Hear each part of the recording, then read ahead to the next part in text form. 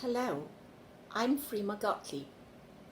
Welcome to the weekly Torah reading, Pasha's Pinchas. Is there a sense in which the dead are the heirs to the living? Rashi casually lets this bombshell drop in connection with land distribution. Is the course of history one way forward from the dead to the living, as we experience it? On the simplest level, Rashi's radical discovery integrates disparate episodes in this week's Pasha. The story of daughters of Telecard has obvious relevance to Rashi's commentary. What motivated these young women to present their claim for inheritance was driven not by feminism or ego, but by the desire for their father's name to live on. This desire also underlies the narrative of Pinchas's slaying of a Midianite princess and Israelite prince at the end of Pasha Balak, when Cosby and Zimri are openly intimate in the tent of meeting, and no form of Jewish morality police takes them to task.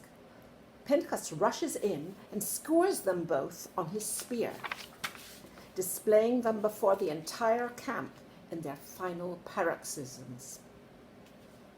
In this week's Pasha, not only does the young zealot's violence receive sanction and a place in the divine value system, he is rewarded with God's eternal covenant of peace or wholeness, Brit Shalom, and his own unique form of priesthood is granted to him forever.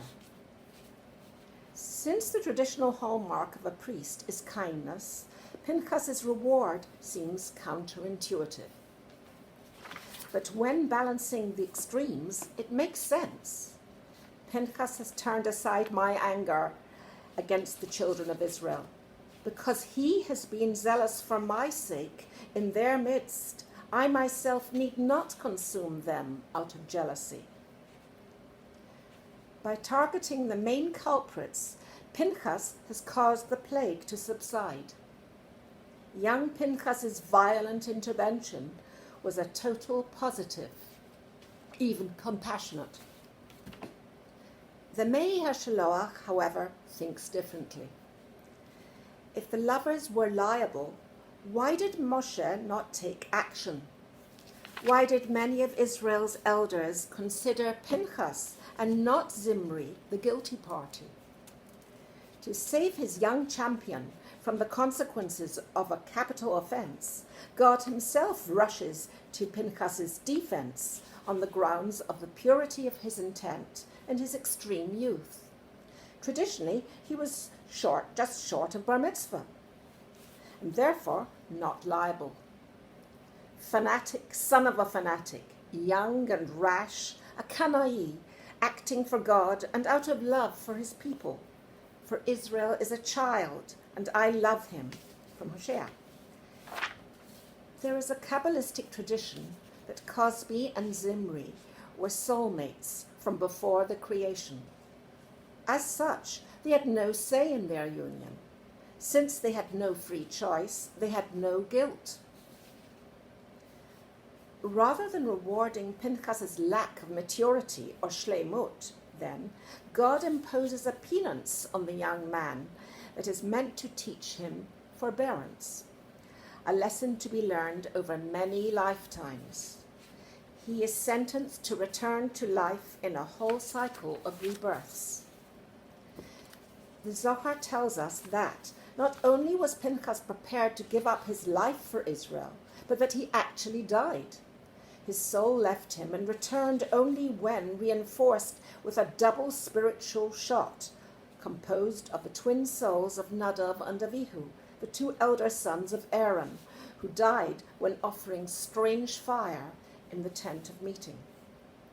From them, Pinchas learns the havoc caused by boundless passion that consumed both sets of lovers, and the extremism of perpetrator and victim, love and hate, begins to merge.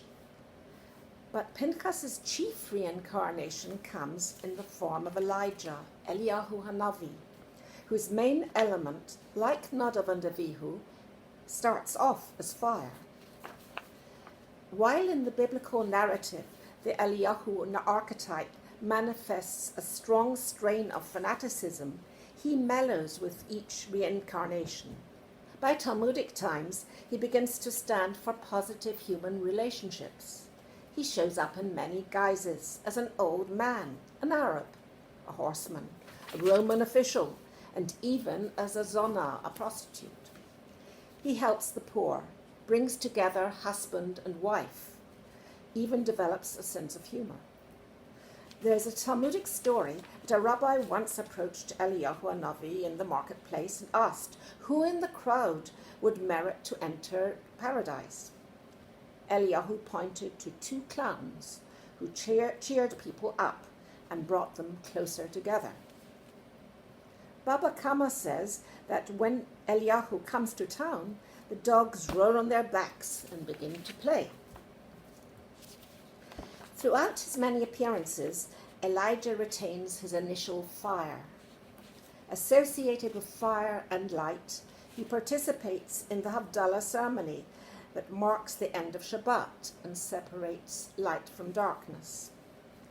Allegedly, he returns whenever the Jewish people are persecuted.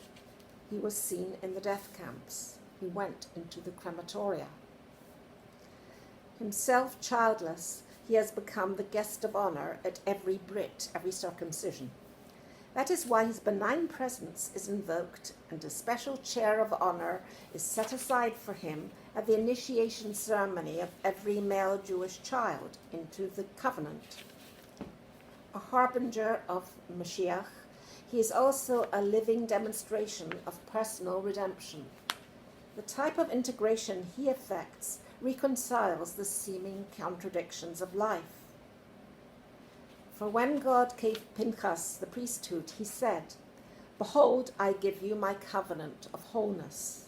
And, as Reb Nachman of Bratslav concludes, the individual points in which one may differ from another are also connections and opportunities.